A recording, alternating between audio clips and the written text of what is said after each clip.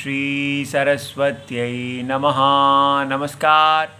19विंशत्यधिक-चतुश्शततमी कक्षा।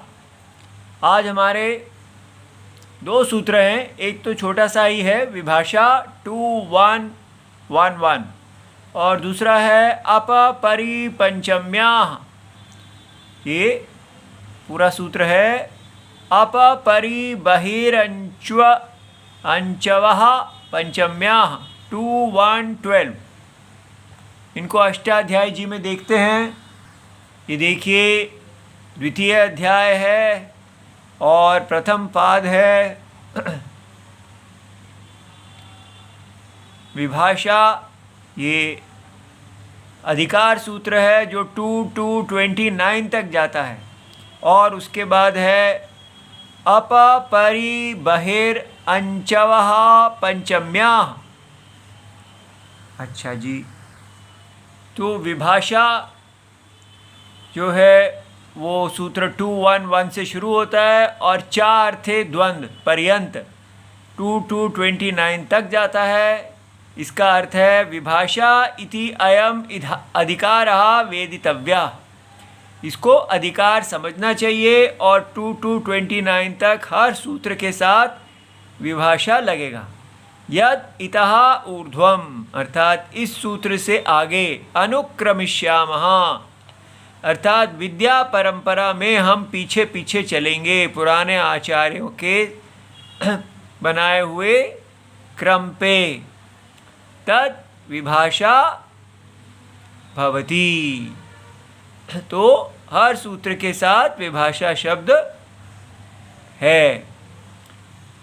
और इससे हमें क्या समझ में आता है कि इससे पहले अव्ययी भाव, या आप देख सकते हैं कि अव्ययी भाव जो है वो 215 से शुरू हुआ था, और वहाँ पर विभाषा नहीं थी। इसीलिए इससे पहले जो अव्ययी भाव पढ़ाए गए हैं वो नित्य समास हैं।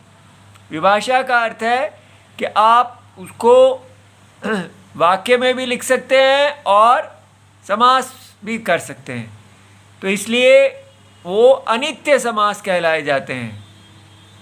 और इससे पहले जो हमने किए हैं वो केवल उनका स्वपद विग्रह नहीं होगा, लेकिन यहाँ पर स्वपद विग्रह अपने ही समस्त पदों से ही विग्रह हो जाएगा। ठीक है, अब ये अगला सूत्र देखते हैं। अपपरिबहिरंचवः पंचम्याः 2112।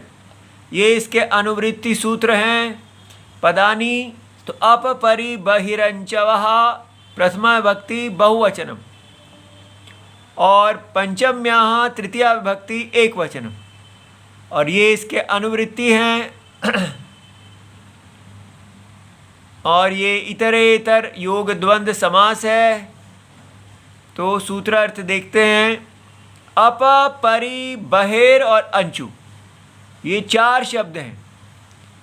और इति, एते, सुबंताः, तो ये सब अव्यय हैं जिनका सु लोप कर दिया गया है, इसलिए सुबंत हैं।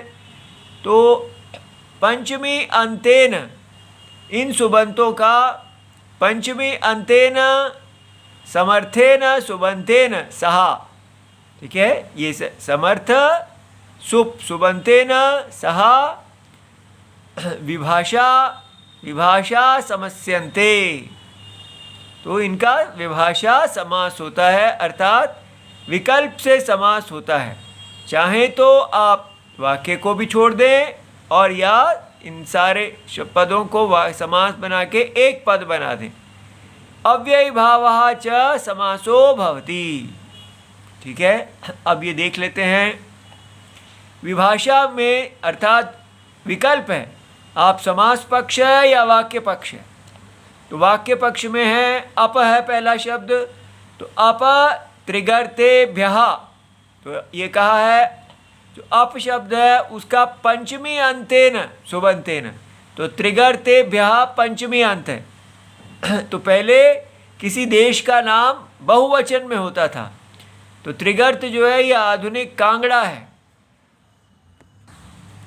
तो वाक्य पक्ष में अपत्रिगर्तेभ्यः वृष्टो देवः, तो माने त्रिगर्त देश तक, माने उसको छोड़कर हर जगह बारिश हुई लेकिन त्रिगर्त देश में नहीं हुई। ठीक है, वर्जने अर्थ में। इसी का अगर हम समास कर देंगे तो बन जाएगा अप त्रिगर्ते त्रिगर्तम वृष्टो देवः। अप त्रिगर्तम अव्ययी भाव समास है। तो यहाँ पर कहा था अप परि बहिर अंचु, ये सब जो है पंचमी अंत के साथ समास होंगे। तो ये पंचमी अंत है। ठीक है, सब ये जो है ये वर्जने अर्थ में लेना है। तो परि त्रिगर्तेभ्यः माने त्रिगर्त को छोड़कर, तो परि त्रिगर्तम, बहिर्ग्रामात् ग्राम से बाहर, बहिर्ग्रामम, प्राग्ग्रामात्, प्राग जो है वो अंचु धातु से बना है, प्राग्ग्रामात् ग्राम से पहले, अंचु जो है वो गति पूजन योहो, जाना पूजा करना, भवादिगण, तो इसमें गत्य अर्थ जाना, प्राक पहले, तो अपादान के साथ ये अव्यय है। तो अब इस सूत्र में एक ये जो बहि शब्द लिखा है, बहि ही शब्द योगे पंचमी भावस्य एतदेव ज्ञापकम, और कहीं सूत्र नहीं है जहाँ लिखा है कि पंचमी के साथ, बहि के साथ पंचमी होती है। तो इसी सूत्र से ही हमें पता चलता है।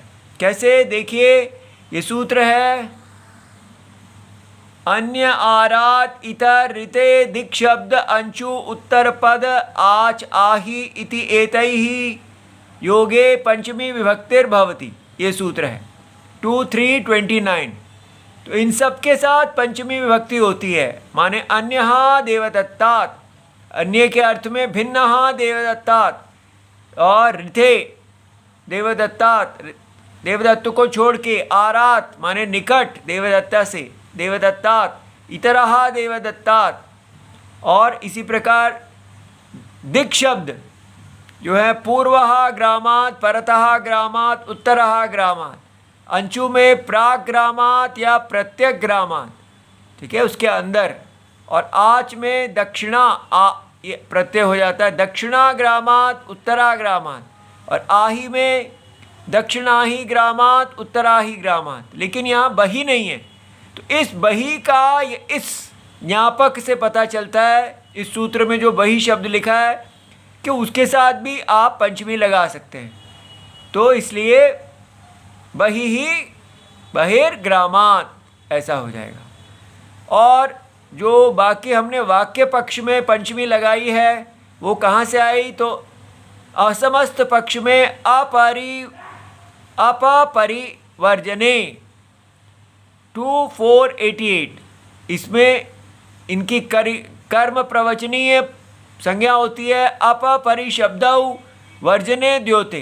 केवल वर्जन जब अर्थ का द्योतन हो तो कर्म प्रवचनीय संज्ञकौ निपात संज्ञकौ च भवति, तो भवतः।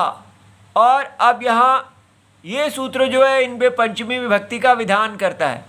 पंचम्यांग अप आंग परिभि, अप आंग परि इति एतैहि कर्म प्रवचनीय संज्ञकैहि योगे पंचमी विभक्तिर्भवति। तो आप देख सकते हैं जो अप और परि में हमने ये अर्थ दिया था कि त्रिगर्त को छोड़कर, तो वर्जने द्योते द्योत्ये, तो ये छोड़कर इसी सूत्र में से ये अर्थ आया था। ठीक है, इति सर्वम शिवम प्रणाम।